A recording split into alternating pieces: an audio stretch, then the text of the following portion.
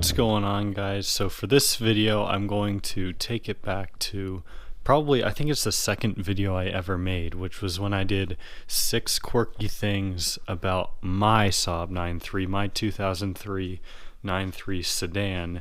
But today I'm here to do 7 quirky things on the Saab 9.3 convertible, and we just happen to have 2 here. One is a 2001 and one is a 2003. So I think to make this video a little bit more interesting, I'll switch between the 2 cars when necessary, just, you know, because why not? Why not mix it up? I mean, we have 2 of them here. So let's go ahead and get started. If you guys would like to check out the first 9.3 video that I made, the 6 quirky things video, a link to that will be in the description and in a card somewhere up here in the corner. So yeah, let's go ahead and get started. So this first quirk is not something that's unique to just this 9.3 in particular, but to pretty much all modern Saabs, and that is good old night panel. So if we go ahead, we'll just turn it into the on position. That should be all that we need. Turn the radio off here. If you come over here, you'll see this night panel button. Now notice that all the dash lights, everything's lit up right now. All these lights are all lit up, but when you hit night panel, go ahead and do it again here, you can see that all of that turns off, with the exception of the speedometer up to 90 miles an hour. So this was used in Saab's airplanes to help reduce glare when the pilots were trying to land, because, you know, less interior light kind of makes it easier to see outside of the car at night, hence why it's called night panel. So it's an idea that they brought to their cars, and some people might think, well, why would you not want to know what your RPMs are? Why would you not want to know your fuel gauge or temperature gauge? But obviously, if the car was beginning to overheat, the car would let you know that, as well as if you're about to run out of gas, the car would alert you of that as well. And interestingly enough, I tried this on my 9.3. If you do go above, I think it's around like 85 miles an hour, the entire speedometer will light up. And then of course, if you go to change the radio station or whatnot, these will all come back on temporarily as well. So now let's go ahead and move on to the next quirk. So for this next one, I had to open up the garage door a little bit, because I'm actually going to start the car here to demonstrate this to you guys. Another weird thing about Saabs is that once you have the car started, let's say, alright, I just got home from work, I'm ready to turn my car off and park it. So if you have a manual Saab, one really weird thing that you have to do in order to get to turn the car off is you can't just keep it in neutral and turn the car off. It will not let you turn the key or take the key out. You can't put it in first gear, can't put it in second, can't put it in third, can't put it in fourth. It's still not going to let you take it out. What you have to do is put it into reverse, and to put it into reverse, it has this little lockout thing. I apologize for the beeping, but it's not going to stop until I take the key out, so I'm going to be quick with this. But it has this little thing you got to pull up on. Go ahead, put it into reverse, and now you can take the key out. So, you know, just another safety feature, I guess, you know, maybe to prevent your car from rolling down a hill. I'm not really sure why reverse. If any of you guys, Saab fanatics in the comments, know that, please let us all know, because I have no idea why reverse and why not first gear or any gear, because I understand why they wouldn't want you to have it in neutral, but I mean, it just doesn't really make sense to me. So for our third quirk, we're going to move conveniently over to the blue 9.3 now. One thing that you'll notice, a lot of convertibles might have this, but in the back seat here, you have, this one actually fell out. You have 2 little lights, one on either side, to illuminate the back seat for your back passengers, which it might be hard to pick up on the camera, but there is almost no leg room back there. I have had to sit back there a couple of times, and it is pretty horrendous. There's almost no room back there, but I guess Saab just didn't want their passengers to be without any lights back there. I mean, obviously those will turn off when you start driving, and this is a pretty interesting one. This is probably one of my favorite to all these, is these headlight wipers right here. Now, I'm not sure if they work on either of these cars, but I'm pretty sure they're supposed to come on when you use the windshield washers. There's no fluid that sprays out or anything. It's just to wipe off the headlights and keep them clean. So I'm going to try and use the windshield wipers, and hopefully these will work as well. So let's go ahead and see if they work.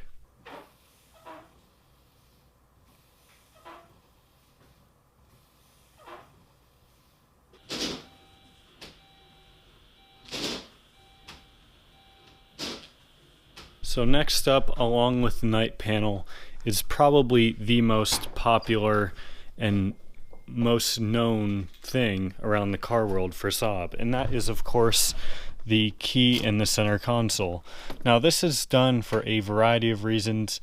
The main reason why they did this though is to help keep you safer in an accident, oddly enough.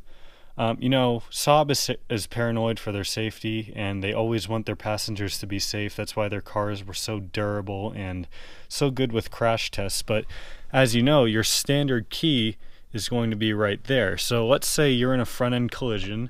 You know, you're driving, so your knee's going to be right about here, right? So your car is going to get smashed in if you obviously hit someone hard enough, and that key has potential to go straight into your knee and do some serious damage. So Saab thought of that, and they said, well, why not just put it down here? So this next quirk is kind of a 2-in-1.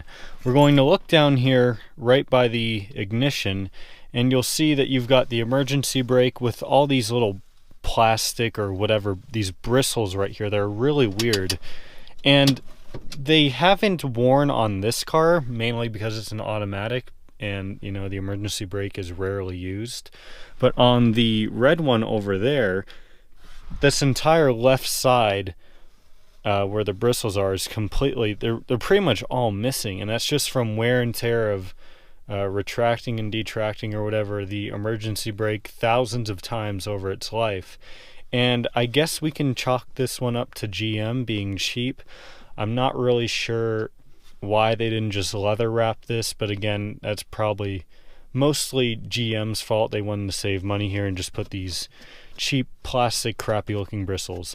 And then the second part of this quirk, I don't really think this alone is worthy of a singular quirk, if that makes sense, but that would be this interesting button. So for the second part of this quirk, you'll notice that you have your 4 window buttons right here, and then you have your button for the roof. But this button right here, oddly enough, it detracts all 4 windows at once. So that way, let's say you have the top down but all your windows are up and you really want that full open air experience, you can just press this button instead of trying to do some weird contraption like this and push them all down at once, or you know, just going one by one by one by one. Save you a lot of time. So watch, we're gonna go ahead and press this button and you'll see all the windows just go down at once, and it's really neat. And then of course you can do the same thing to have them go back up, and watching the windows go up and seeing how they kind of come together is really weird and cool in itself. But yeah, really cool button. If you didn't know what that did on your car, it's very useful and perfect for lazy people. So now for the last quirk, we're back here in the red convertible, and it is the cup holder. Now Saab is notorious for making the weirdest and most of the time very unpractical cup holders. The one in my 9.3 is absolutely terrible. I have a video of it, I'll put it up right here. When you press it, it folds out the opposite way, so that way it's not in the way of your controls. And it's very flimsy, it can't hold much weight. And there's other Saab cup holders that are very similar to that, and this one isn't any different. So you'll see this little thing right here with the little, it looks like a trash can, but it's really a cup. So you press that, and it like shoots out at you and just, well, I mean, there's your cup holder. It can't really fit anything more than like a 12-ounce drink in it, so your big gulp will not fit in there, I apologize. And then you have this little flimsy thing right here that I guess is supposed to help support the weight, but as you can see, I'm just putting a little bit of pressure on it, and it is really bending. So these are not very strong or durable cup holders. Again, I'm going to blame GM for that one, but it's just funny how you just press it, and it just shoots out, like it looks like it's trying to like kill you or something. Like I'm trying to be gentle with it, and it's just like, it's giving me a lot of resistance here. This is pretty funny. There you have it, guys. 7 quirky things about the 9.3 convertible. Let me know if you have more additions to this list down below in the comments. I'm sure there are more than 7. And also let me know, vote in this poll right here. Which would you rather have if you're still with me? Do you take the blue automatic one or the red manual one? I think I know what most people would choose. If you guys did enjoy this video, make sure to give it a big thumbs up. Thank you guys so much for watching. I hope you all enjoyed, and I'll see you next time.